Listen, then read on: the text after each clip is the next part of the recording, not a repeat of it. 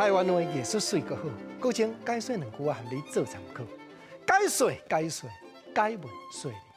好朋友，咱来研究台湾话这样艺术，正就是因为有真侪老辈结头壳，将真侪民间的故事、天顶神笔的传说当中，甲转变做俗语，变做迷彩，变做四句连歌，变做立起来话，典故接袂句的。来，见面咱先来讲，甲神笔有牵连的立起来话，一句人讲叫做上帝讲跋事囝。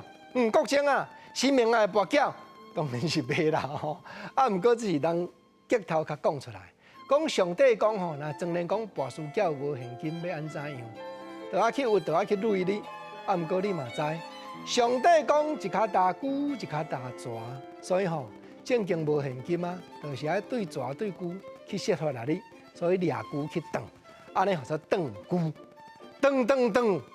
去顿店顿的顿，拄啊甲顿粒济顿话音，所以人若跋倒顿粒济，讲叫做顿句。上帝讲跋事囝，下句就是好你接一句顿句，这甲神明有牵连，立起来话介趣味。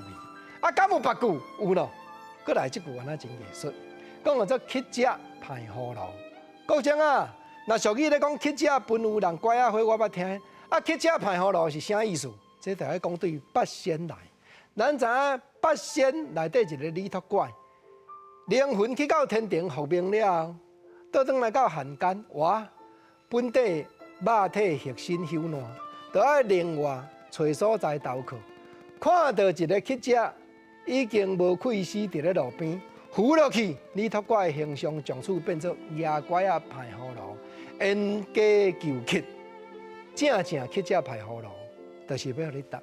要互你答一句假仙啦，对啦吼，去只若排葫芦，迄个形体，拄啊甲八仙内底李托怪要成啊要成，安尼讲叫做假仙。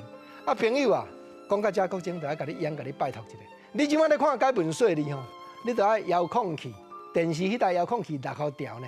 今日孙仔若要甲你唱，你爱亲像土地公毋惊风台，安怎样？土地公长喙鬚的，咱讲吼，迄老大人的形象。所以风台咧扫，完全无准问着。典故接袂句立起来话，讲叫做土地公毋惊风台，就是老神在在。